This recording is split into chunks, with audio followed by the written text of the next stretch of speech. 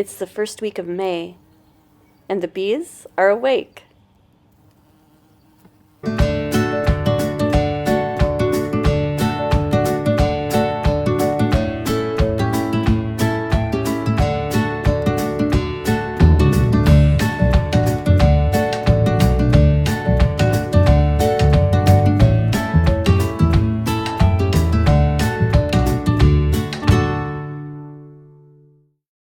Hello everybody, my name is Lori, and this is a Minnesota backyard where we examine the small joys and simple wonders found right in our own backyard. And today we're talking about bees. The bees are starting to wake up, and I'm always happy when I see that happen. Now, when we think of bees, most people think of honeybees. But honeybees are actually non-native bees. They were brought over by the Europeans for honey. I like to think of honeybees as livestock. They're raised for a purpose, namely honey, and also those pollination services. Honeybees provide an essential service to us. But we also in Minnesota have hundreds of species of native bees, and those native bees provide some very essential service, pollinating the trees, the flowers, and the food products that are found in our landscape. Native bees come in all sorts of shapes and varieties, from the big bumblebees all the way down to the little tiny sweat bees. Here's an American bumblebee. She's one of the bigger varieties that I see in my backyard. I love how these bumblebees can just bully their way into these flowers that might be more difficult for smaller bees. And as she does so, she brings back this face full of pollen, as you see, and she startles other creatures out of their homes. There's a little white spider that got a little startled when she stuck her head in. Smaller in size, with a beautiful green sheen, is a sweat bee climbing into the flower of a beard tongue. And here we see some of the tiniest bees pollinating the strawberries. Every bee species has its own life cycle, but essentially what is in common with most of them is that the population from the previous year has died away and a small remnant overwinter. This small remnant could be queens that are overwintering underground, or they could be the larvae and pupae that are just waiting to molt and wake up. 70% of Minnesota bees live underground. The queens emerge in search of pollen and nectar. She'll bring the pollen back to the nest, form balls, and lay her eggs on it. When the larvae hatch, they'll eat the pollen balls, and in this way, the next generation of bees is created. One way or the other, bees are starting to wake up, and they are hungry, so they need food.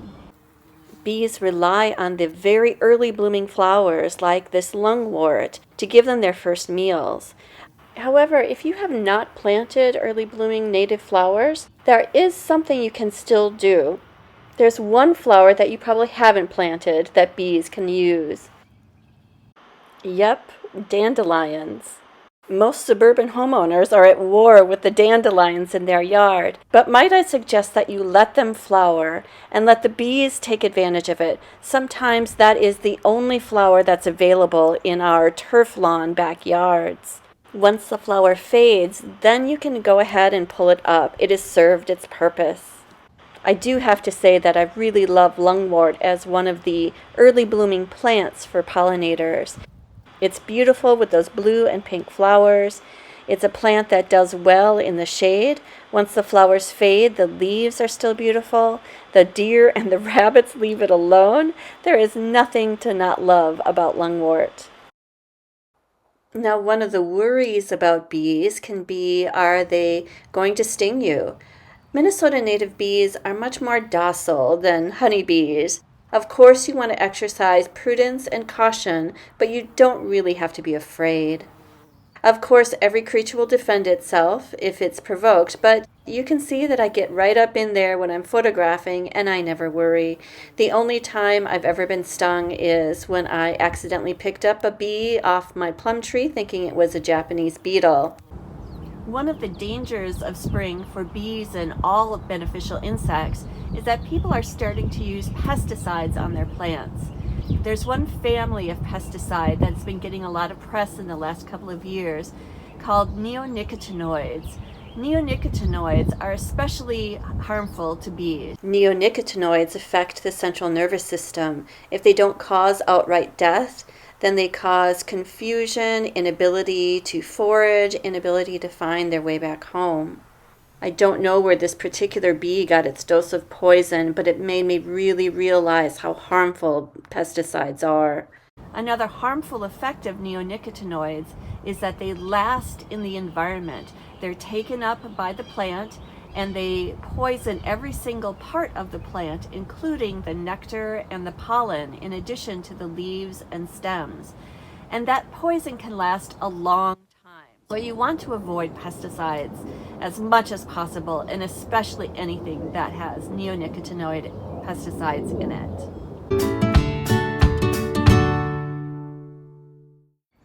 The weather is warming up from last time, and we have more flowers in bloom.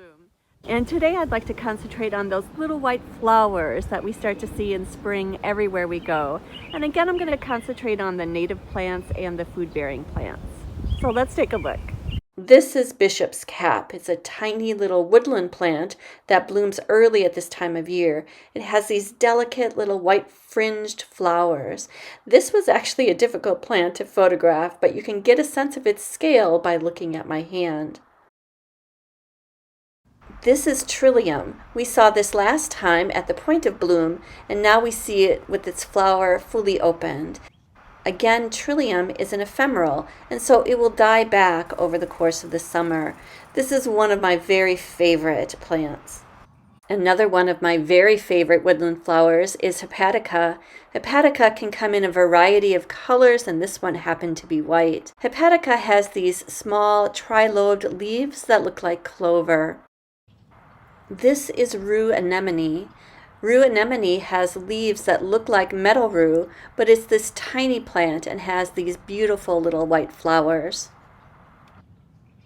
This plant is pussy toes, and you can see how it got its name with those white flowers that look like little cat's feet. Pussy toes are a host plant for the American painted lady butterfly, and so we're hoping to see some of those take residence in the yard this year.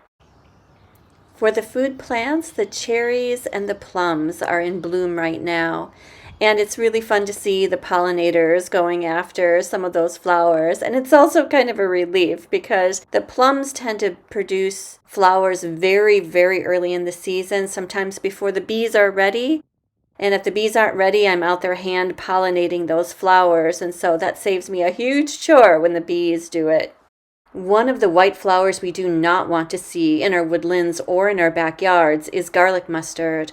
Garlic mustard is a non-native invasive, and it's a plant that will take over an area and compete out all of the native plantings. So if you see it, you want to get rid of it as soon as possible, and certainly before those flowers have gone to seed. So pull those out of your garden if you see them. So thank you very much for watching, and I hope I see you again.